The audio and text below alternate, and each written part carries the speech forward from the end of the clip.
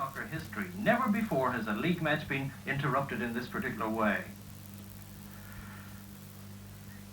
Now, think of the West Riding of Yorkshire and you think of the Brontes, of the romantic moorlands. But think of football in the West Riding and at once you dream up a picture of the smoke and the grime of the big industrial city. Take Leeds, for example, and its team, the United, and its ground, Elland Road. If you were passing that way and dropped in, you'd probably expect to find the usual forbidding edifice with that uncared-for look written all over it. But if you thought so, you'd be wrong, very wrong, as Stuart Hall found out when he went there last Saturday. As you approach Leeds, as I did from over the Pennines along a new arterial road, you sense a feeling of space and modernity. Bright concrete buildings, neon lit, wide, well-trimmed grassed verges, neatness everywhere. And nearer Elland Road, this feeling of space persists, and you realize that at last, here's a club that's come to terms with a motor car. Car parks start half a mile from the ground. One was brand new. The club had just rented 7 acres, flattened them at a cost of several £100, enabling 1,500 fans to park their car. Now, why can't other clubs realize that the days of flat hats, clogs, and a penny bus ride to match have gone for good? And once out of your car, there's space to go and buy your ticket. Wide pavements, plenty of turnstiles well manned by courteous officials, not by anonymous gruff voices who think you've come to snaffle the crown jewels. Leeds realise that football nowadays needs selling. There's clever public relations work round every corner. But let's start at the top. How do the top brass watch their football? We'll go back 7 years. In 1957, a disastrous fire burned down the Leeds main stand. It was an old wooden relic, and in its place rose a clean, modern structure. It cost £140,000 and was built unbelievably in a close season.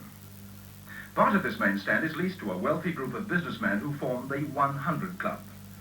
85 members, with a waiting list as long as your arm, who initially pay 100 guineas to join, and also pay 25 guineas a year to see the fortnightly game. Their clubroom is sumptuous and filled by elegant women and affluent men. Waitresses flit to and fro, bearing excellent coffee and neat, fresh edibles.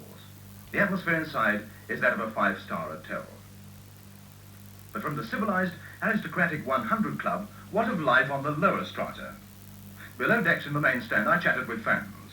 A group of regulars wiped the froth from their lips to ask for a little paint to cover up the bare concrete and bricks of the bar, and also to ask for some sort of heating. Bob Roberts, the director in charge of facilities, was with me, and on this one, Leeds are going to act. The lavatories too were spruce and far removed from the farmyard tubs that some First Division grounds sport as lavatories. Ground capacity is some 50,000, but of this, only 6,600 can sit. It's not a high proportion, and no more seats are planned at the moment.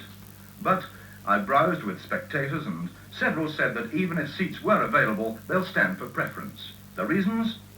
Freedom of movement, a community spirit amongst the old-timers, and a desire to save 7 bob.